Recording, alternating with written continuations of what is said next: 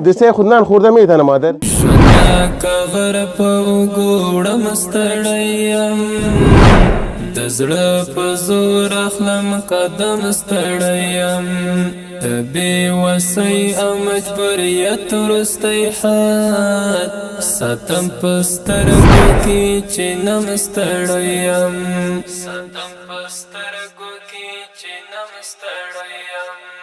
مرګ ته یوازې بهانه لټوم مرګ ته یوازې क्या गर्मी चतुर सी हालात में गर्मी ज्यादा संसार हो हाँ तेरे गर्मी زیاد गर्मी तेरे है गर्मी तेरे गर्मी कमाते गर्मी तो खुना خاص شد نه हालात गर्मी है سترګو کې چې نم ستړیم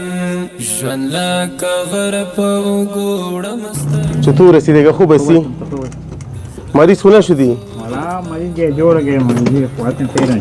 ها بې وسۍ او مجبوریت وروستی حد ساتم په سترګو کې چې نم ستړیم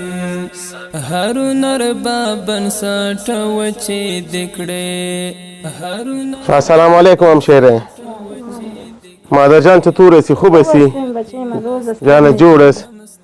چی حال داری خوب هستیم بچه من تیر میشه دیگه یا گشنه یا یک رنگ یا دیگرم خدا تیر میکنه ولی خدا ششتیم دیگه چه کنیم بیلی خدا ششتی مادر جان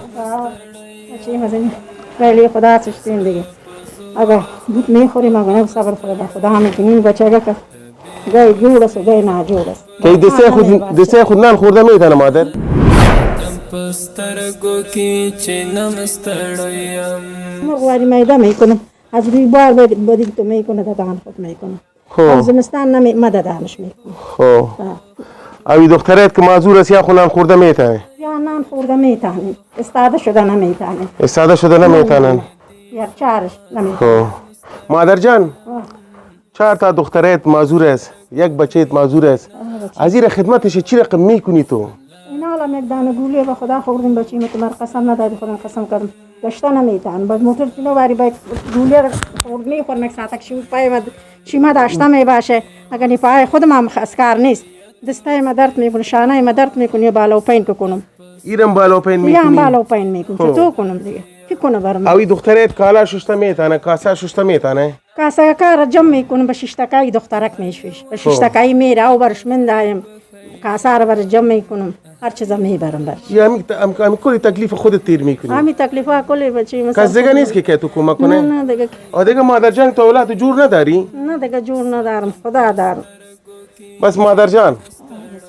یک چیز مواد خوراک است مامور بر خواه وردم بر تسلیم خواه کردم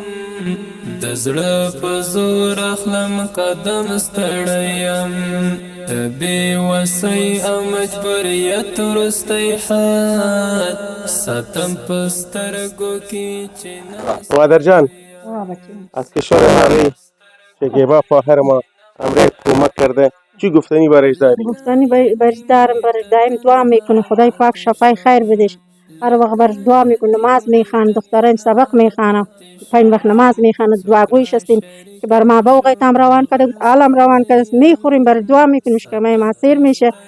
دعا میکنیم برش خدای پاک شفای کامل بدش خدای پاک مرادای دلبر ملاقات محرمی خدای پاک مرادای دلش خیراتش قبول کنه خداوند تعالی داری آمین که ما مسکینا میکنه ما معذور هستیم کم بخته چیز کار کرده نمیتونم خودم هم پای ما درد میکنه که میگه که شما بکتی ما کمک میکنی به خوشحالی میخوریم دعاگوی تا همیشه هستیم از دختره دعا میکنیم بر تو هم دعا میکنیم بر تو هم دعا میکنیم که بر ما همیشه روان میکنیم بوقیت هم روان کت عالم روان کت دعاگویش هستیم اشکمکش سیر تو میشه چی گفتنی داری لا شکیبا خوار جوड़ کنن جوड़ باش رو با سبب بخوایم نماز بخوایم دعا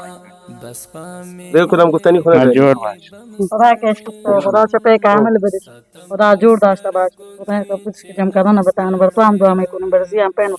نماز میخوانیم سبق میخوانیم بس دعا میکنیم خدا شفای خیر بدش خدا جور کنه که تو هم خدا خوب کنه که زو امر ولا اخلم قدم ستړیم د بې وسۍ او هموطن عزیز من اگر برادر ما هر فاخر ما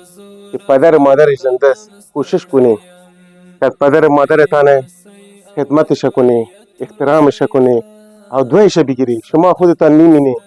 که مادر جان 5 تا اولادش است که 4 اولادش هم دختر است معذور است،